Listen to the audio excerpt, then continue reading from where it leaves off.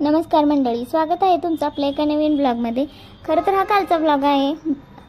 परवा आम्ही गेलो होतो आदमापूरला मामांचं दर्शन घेण्यासाठी।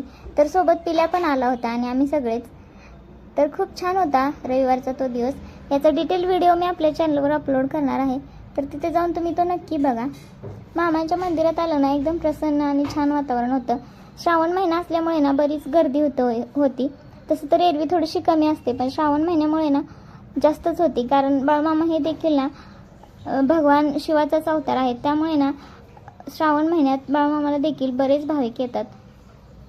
पण आमचं काय राहायचं नियोजन वगैरे नव्हतं, पण आम्हाला खूप वेळ झाला, त्यामुळे मग आम्ही तिथंच मुक्काम केला।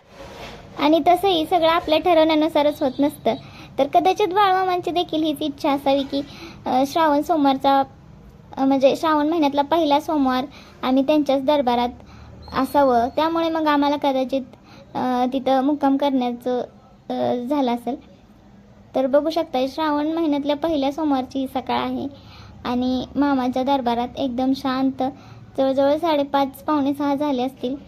मंदिर ना 24 आवर असं भक्तांनी गजबजलेलंच असतं। आता आम्ही तिथं राहिलो होतो त्यामुळे बघितलं।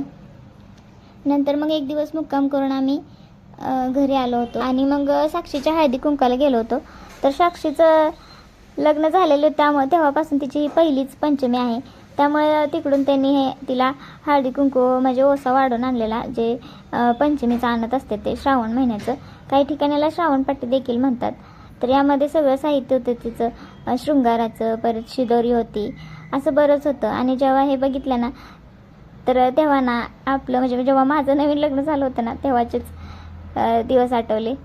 तर छान असतं जेव्हा नवीन नवरी आपल्या माहेर येते ना, तेव्हा तिचं खूप कौतुक केलं जातं। आणि पहिला सण पंचमी म्हणजे खूपच छान, कारण पंचमीलाच ना मुलींना माहेरी आणत असतात। आता तसं काही राहिलं नाही म्हणा, पण अगोदर ना पंचमी खूप विशेष